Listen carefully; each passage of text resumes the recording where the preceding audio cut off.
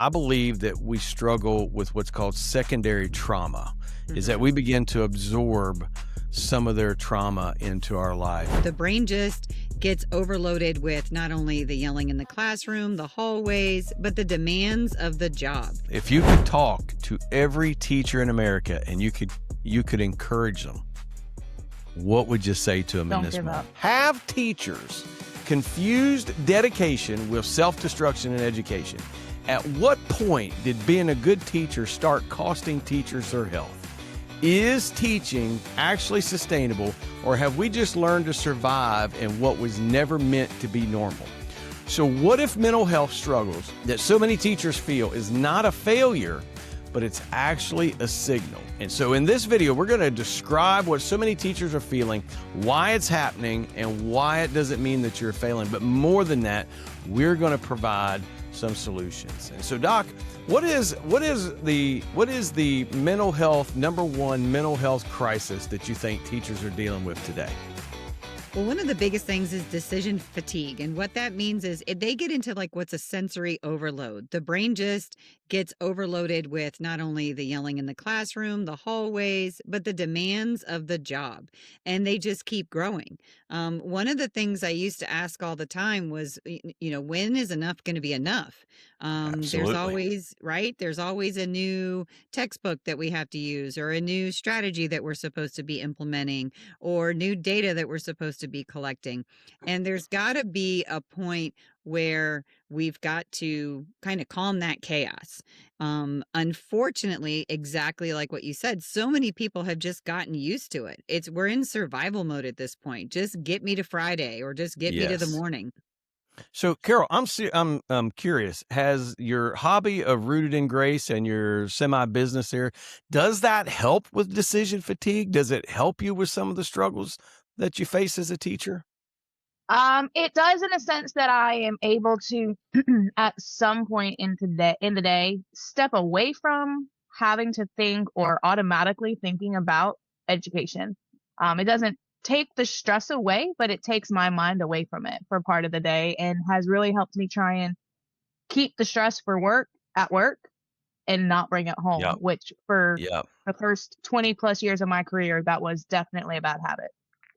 So I know that, one of the things that we hear all the time is how teachers bring work home. And I think that whenever we say work, a lot of times what we think about is we think about grading papers or answering emails or having to lesson plan at home. But whenever I talk about bringing work home, what I mean is bringing the mental aspect, the stresses, the crazy parent, the nutty kid, the colleague down the hallway that's driving us nuts. We bring all of that stuff home with us, and it keeps us from being able to rest. Doc, is there anything to what I'm talking about right there? I mean, there is the idea of we shouldn't be bringing our actual work home, which I think, Carol, you committed to a full year of that last year, of Absolutely. not bringing any work whatsoever home. I don't think Absolutely. we should ever bring any work home. But with that being said, is there a difference between working on stuff and the thought process of having to process? Well, exactly. And that's the boundaries that we've talked a lot about. It's imperative that we establish boundaries, not only physically, AKA bringing the work home, but mentally being able Hmm. to leave it at work. Because if we're at home thinking about work, then it completely defeats the process. So, what we really need to do is just make sure that we establish those clear boundaries. So, sometimes that means adopting a great hobby. It can be exercise, it can be a lot of different things. It's just you're going to have to figure out where and how you can turn your brain off. So, I was walking in between our buildings Friday, and I ran into one of our colleagues, and I looked at him, and I said, "Decision fatigue has set in." Mm. And I tried to describe it to him because I had all these different things that I really, really, really needed to get done. I had a lot of athletic stuff I needed to get done. I had a lot of paperwork I needed to get done, but I had so many referrals and I had so many problems. I had so many people pulling me in different directions, wanting me to do certain things. And I simply reached a point on Friday where I could no longer make another decision. Doc, what part of the brain am I working in when that happens? Well, what's happened is you are not using your frontal lobe, right? So what happens is your entire nervous system is going into that fight or flight, which we've talked a lot about, and our decision making is just fried. So that is then when we can go into those. Again, I keep pulling out of that strategy bucket, right? So Mhm. what can you do differently? Because, and we're all going to get tired, and it's okay to get tired. I think that's a big piece that we're going to talk about too. But it's recognizing that you do not always have to be the superhero in this story. So, definitely looking at that fight or flight and making sure that we're keeping that in check, and allowing our frontal lobe to do that decision making. So, Carol, do you ever notice any signs in your body whenever you start to deal with decision fatigue? Is there certain things that you pick up on now that maybe you didn't pick up on years ago? More so just like major overstimulation. A lot of times I'll end up with a headache just from the constant stress and thinking of what to do and how to do it and when to do it and all that stuff. So that's kind of where my decision to step back from bringing stuff home came from. My family deserves a better person than they were getting. So it was time to Mm, step up. That's a great point. I One of the love points that. that we make here all the time is that the best thing that we can give to our students and the best thing that we can give to our staff and to our school is the healthiest version of us. Well, how much more is that true whenever it comes to our family? They deserve the healthiest version of John or Carol or Lisa that they can possibly have. And I feel like a lot of times we short our families on that. Doc, what kind of emotional signs do you notice in teachers whenever whenever you see them, what can we look for in others? We know that they're beginning to struggle with exhaustion, the decision fatigue, and they're beginning to have some mental health issues.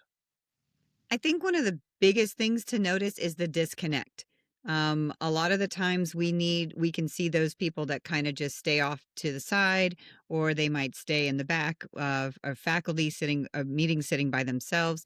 But it's definitely that disconnect, that island in the stream, so to speak. So, Yes. and in that we've talked a lot about the importance of connection and supporting one another. So, and we've talked about mama, and Mhm. so hopefully everybody on here has kind of tried to figure out their mama, so their That's meaningful right. adult and their meaningful Yes. activity. So we've Yes. talked a little bit about the meaningful activity. So hopefully everybody here has Mhm. at least one meaningful adult at work that can kind of be that soundboard or that accountability partner to make sure you're keeping things in check. 100%. If you haven't tuned in with us, the phrase "Who's your mama?" Lisa said I needed to put that on a T-shirt. I'm not exactly sure that's true, but "Who's your mama?" is a phrase that I learned years ago, and I usually apply it to kid. That every kid needs one meaningful adult and one meaningful activity in their life, and if they have those things, they stand a greater chance of things going well in their life, just because of those things. And so what we talked about is that every one of us need a mama too, one meaningful adult, one meaningful activity. For me, that meaningful activity was refurbishing furniture. For Carol, it's rooted in grace and her crafts. And for Doc, do you have a mama? What is it? Who's your mama? So So, my mama has turned into creating content as well. I used to yeah. do just Instagram, but now I'm branching out into videos even when I have technical difficulty, but that's okay. Right. So, Doc, teachers need to know that the struggles that they face and the things that they're dealing with, they're not isolated issues. It is a systemic issue in education around the world. Can you tell us what is it about the current model of education that's causing these mental health issues? So, one of the things, the biggest thing that's reported by teachers and systems at large is the fact that teachers are expected to be nurses, not only and mental health counselors, teachers, mothers, fathers, you name it, coaches. They're expected to be all the things to all the kids. And it really takes a toll because teachers are giving in nature. This is why we go into Mhm. this. We don't go into this thinking, we're going to make millions and sit around and Mhm. eat bonbons. So that is really one of the biggest things that's been said is the amount of stuff that keeps being added to the plate. So, teachers might be surprised to know that a majority of teachers report emotional exhaustion and burnout. Teacher burnout rates exceed those of other helping professions like law enforcement, social workers, and nurses. And large percentage of educators report stress, anxiety, or mental health strain.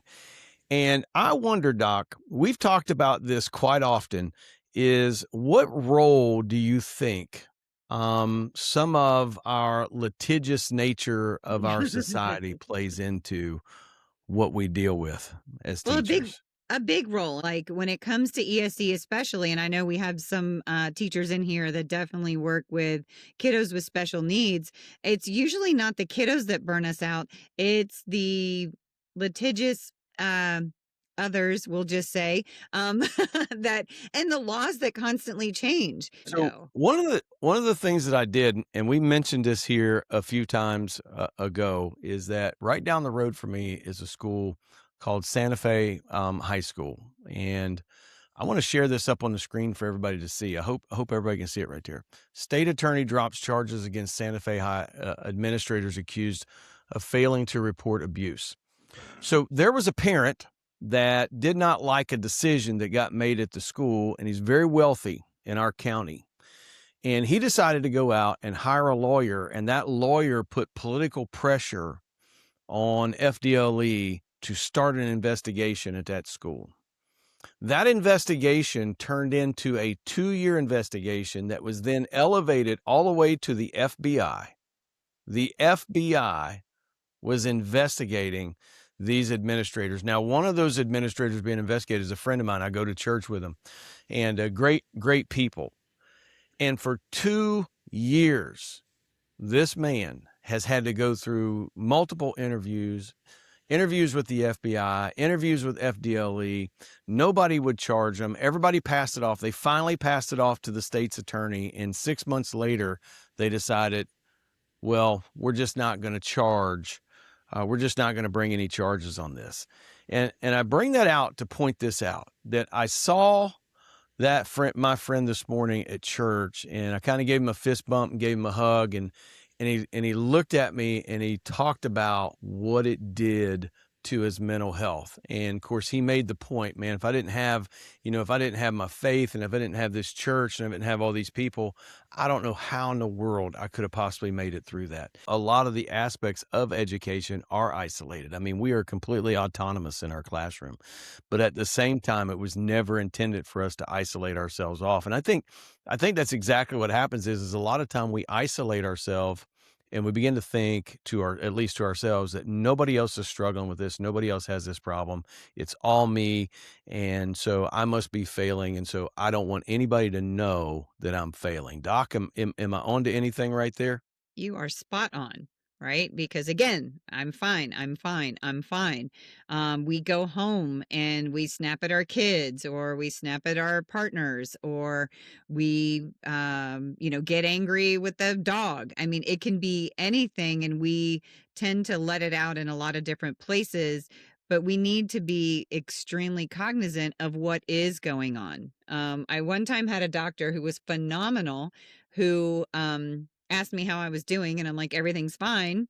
And he said, who can I call to ask to hear the real story? And I was That's like, right. oh, okay.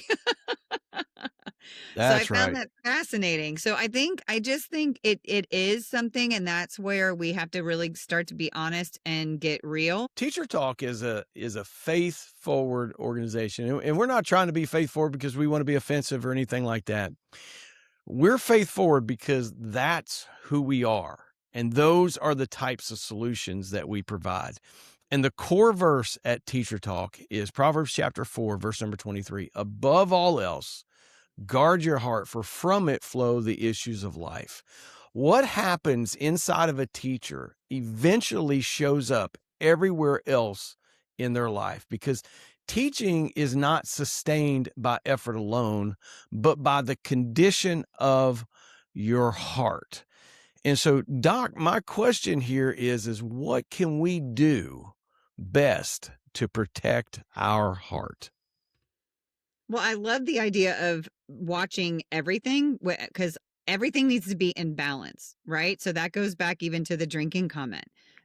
It So does. everything, because it could even be eating. It could even be over exercising, crazy enough that I actually had one client at one point that we had to work on that. So it's really balance. And I know we talk about work life balance a lot, but I'm even thinking just balance with everything in general, like everything in moderation. You hear that being said. But one of the Mhm. biggest things is, first and foremost, I think we all need to figure out what exactly it is that we want. And some people say, well, I want to win the lottery so I can sit around and do nothing all day. But let's be realistic. Like, what's something that you could do today to benefit your tomorrow? And that's where we need to look at our stress. We need to look at our health, and we need to look at the strategies that we are willing to put into place. There's some really basic ones, but I think the first one is just getting real with yourself and Mm. being aware of the areas that you might need growth. So, Carol, what do you think, just off the top of your head, what are one or two things that teachers could do, or maybe something that you do to protect your heart that you could share with teachers apparently all over the world right To now? protect my heart, not try and fix every Yes. situation. I'm a fixer, Mhm. and Yeah. when I have a Yes. student that is broken, it's hard for me to realize fixing their brokenness is not necessarily in my capabilities. So that that is a core issue that we deal with right here at Teacher Talk, is that the vast majority of teachers, they take on the burdens of other students, and to some degree we can't exactly help do that because we care about them and we love them, but we have to remember that there's only so much that we can do, and when we take on their burdens at a high level, I believe that we struggle with what's called secondary trauma, is that Mhm. we begin to absorb some of their trauma into our life. Doc, what does that look like in the life of a teacher? Well, again, it's exactly what you just said. It's really absorbing it, and it's making their situation ours, which is totally not healthy. It's one thing to be empathetic and want to be able to assist people. It's another thing when it becomes kind of part of our identity. So we have to watch that. And I think it goes back to just understanding that there's a lot of things in this world, whether it's teaching or anything else that we do, are that are out of our control. And when we learn to be like, either way, it's okay. When we learn to kind of let things be, I can do what I can, but I need to let things be, then it helps us and it helps to protect us. But absorbing all of that from others is very, very dangerous. And that's why I like, and I know you're going to pop back and forth, but Miss Martin wrote, daily examinations of conscience is important. And I love that. A way to evaluate your relationship with the Lord and to each other. Yep. Absolutely. I think we Yep. really need, and I think what happens is we become, to quote Pink Floyd, let's go comfortably numb. We just kind of go through the motions. So it's again being honest with ourselves, being aware of what's going on around us, and then being able to put some strategies in place to move forward. So, Carol, how do you combat your urge or the need or desire, however you would want to describe that, to fix things? How do you overcome that?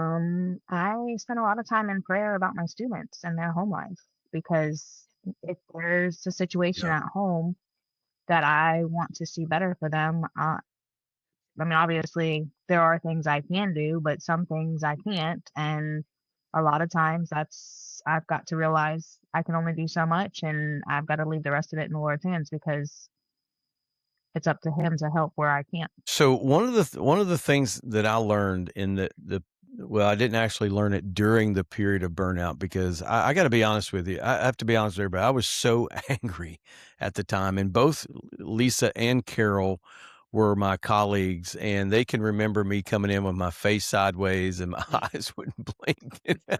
Everybody thought I had a stroke, and Carol literally came and bent and leaned over my desk and says, "John Miller, you go home." And I said, "I can't because I got to do this and I have to do that." But But hold on, I'm going to interrupt you in because even retrospect, look, students picked up on that.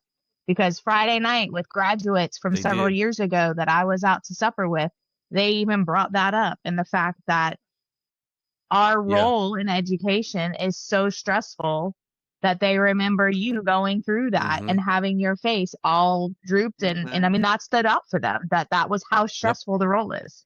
So in retrospect, almost 4 years or whatever it is to the other side of that, and I've had a lot of time to sit down and think. Um, you know, the problem that I had is that I internalized so many things, and I, to some degree, perceived maybe a lot of things that were innocuous. I perceived them as personal attacks. Mm. And some of them were personal attacks for sure, and they were very difficult. And I became so angry and so bitter over those things that it affected my heart. Okay, my inside, the person that I am on the inside. It affected me so much that I was literally puking garbage, right? And instead of being able to deal with those things, because I did isolate myself, I internalized those things and it made itself manifest Mhm. in a paralyzed face. And I say all that to say this because, we have lots of people that listen to us. There's going to be thousands of people that listen to this podcast around the world. I say that to say, as an individual, you have to check your heart. And I have Mhm. to check my heart every day up against the scripture, up against what other people say, up against what my pastor says on Sundays at church. And this Sunday, one of the first Sundays in years today, uh, being free, feeling free, not feeling so bound up. And a lot of that has come through the fact that I do now have hobbies. I will not bring work home. I will not bring problems home anymore. That I'm vigilant about my heart and I check it when it's getting out of sorts. And that verse became a lifeline to me above all else, of a matter of first importance. Guard your heart, because everything you do, or who you are is a better way to put it, that's where it flows from. And that's where all of the vitriol that I sit in Doc's office and kicked rocks. I sit with Karen and kicked rocks and slammed and griped and complained and moaned and groaned. That's where everybody that came Just call me from Karen. an unchecked heart. So, Doc, there's a lot of stigma around mental health. It's just a lot of fears, a lot of cultural things, and folks want to stay away from it. And so I would like to reframe mental health not as an indulgence or as a weakness, but as infrastructure. For sure. So in the United States, there is a highway system that was implemented many, many years ago, and it's developed into what it is today. And that is an infrastructure that creates continuity in the United States, enables people to travel, obviously, enables food to get from one place to the other. And if something major happened and those roadways got cut off, we'd have a hard time surviving for very long in the United States. How is mental health, how does it serve as an infrastructure to create stability in the life of the teacher? It's the foundation to help with the stability of anybody. And I think one of the things, and I think it was Miss Martin even said, like, not being ashamed to do so. You're right. And I think sometimes that shame comes from comparison. Well, that teacher seems to have it together and that person's doing okay. And that one, wow, they're teaching three different, preps. So they're doing fine. What's wrong with me? Well, comparison's the thief of joy. So if you're constantly comparing, you're never going to get better. So, Carol, one of the things that I notice is that a lot of times, people in general, but teachers specifically, we treat mental health as if it's an extra, something that Mhm. we're going to get to at some point. How does like neglecting mental health, in your opinion, exacerbate the burnout problem that we're seeing amongst Well, teachers? I think kind of back to your who's your mama. I remember a couple years ago, and this was before Lisa and I really had much of a personal relationship. We had a professional relationship, but it was not very much of a personal relationship. And I was ready to jump ship. I was ready to say, I'm out. This is more than I'm willing to put up with or more than I'm willing to do. And she kind of saw that without me realizing it because I tried to hide it because everything was fine. And yeah, it's pretty potent when you get into that mindset. And if you don't have a person that you can lean on, you don't have a person that you can count on to be able to say, hey, get yourself in check. What's going on here? And help you find your why again, or help you remember that your why is there, or help you believe in yourself that you can and you are capable. So I think I think it's a fear of being willing to admit Mm, I'm stuck. that's right. So, Doc, what changes when we stop treating mental health as something that's optional and start treating it as something that is a part of doing our job well? You're going to see tremendous growth, right? That's the shift. And I think our country is finally starting to shift in that general direction. We're starting to see a lot more mental health funding and Mm, we're trying to break the stigma that way. But again, it goes back to seeing how things work in your life. And that's the greatest thing. What Carol said is a lot of times we hold up that mask or that smiley face sign saying, look, everything's great, everything's fine, mm, because we don't want to be perceived exactly like, I think it was Cluster Coach said, like that we're crazy or something's wrong. mhm. Um, it's again, it can be building strengths, it can be growth, and that's what we really focus on when it comes to All About Solutions is what are you, it's kind of like Dorothy and the Wizard of Oz. What do you already possess that we can use to make things better, whatever it might be? So you already have a lot of the tools. Sometimes you just don't know how to use them, or you're really not paying attention to certain things. So it's a matter of just, again, coming together, brainstorming some things, getting a lot of things out, kind of establish, looking at those patterns, see which ones need to be broken and see which ones need to be reshaped that you can move forward with. So I think the stigma around mental health is so difficult, and just from my advantage point, I think that there's two different sides. There's the one side that think whenever they hear the word mental health, they think psycho crazy, Mhm. right? Or you're a schizophrenic, or Mhm. you're a a serial killer or something along those lines.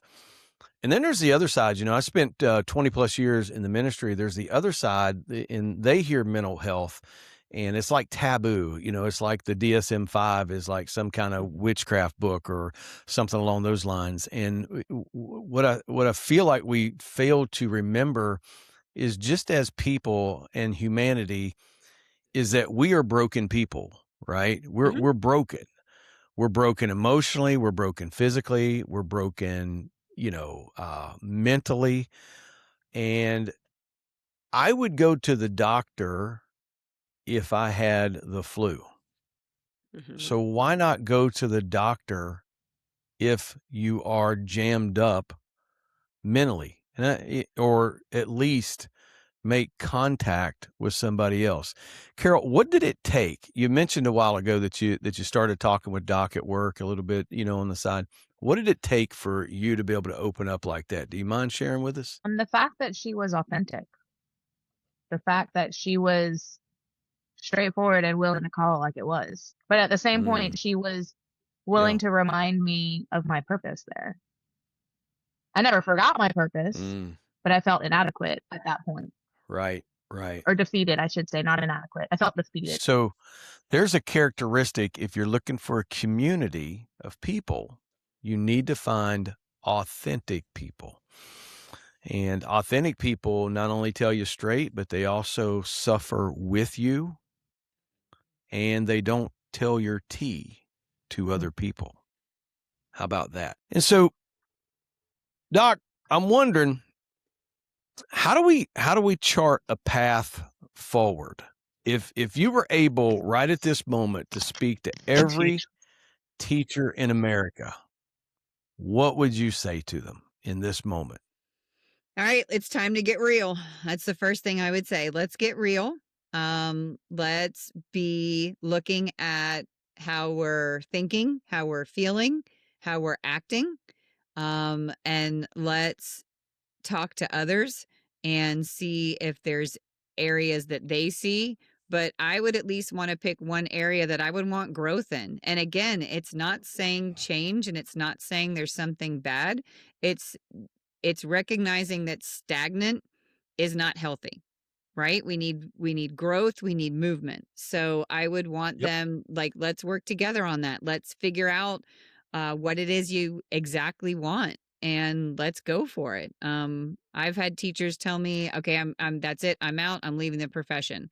Okay, well, let's go through that and see what's really going on. And are you really ready to leave the profession, or do you Hmm. need some things to change? Carol, if you could talk to every teacher in America and you could encourage them, what would you say to them in Don't this give up. moment?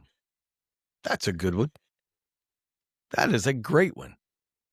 Don't give up. I think if I could add to what both of you said, I would say this: go home. Mm. When the bell rings, just go home. Go home and be with the people that you love most and they love you most. At any moment, our jobs may give us the pink slip. They just might give us the pink slip. And yet my family, despite all the times that I wasn't at home, that I was on the job, and that I was working late, they never gave me a pink slip. Even not a pink slip. If you have the days, Even not a pink huh? slip. I mean, you never know That's right. when your time comes, and your family is going to be the one that's going to be there for you, no matter how much your students That's love you absolutely and right. all that. But your family is going to be there for you. That's right. That's right. Go home. Number two, if you have days, take them. Feel like the pot calling the kettle black. I told somebody the other day I could take off every Monday and Friday, I think, for the next year and a half. I have so much time. And I get that there's a reason why we bank up time, but if you have it, take it every once in a while. Get You away. may have to take time off and not realize it. Number three, that's right. And number three, don't look at rest as if it's some sort of a reward. Rest is built into creation. And that's why we see that God rested on the seventh day. It is not because he was tired. It was a model. We have to rest. And rest means dropping all the things that have to do with education, all the things that have to do with work, and focusing solely on things that bring joy. That's what it means. Now, if you're interested, here's 2 more videos right here that'll teach you about 2 unspoken rules that are destroying the mental health of people. But until then, stay strong and keep teaching.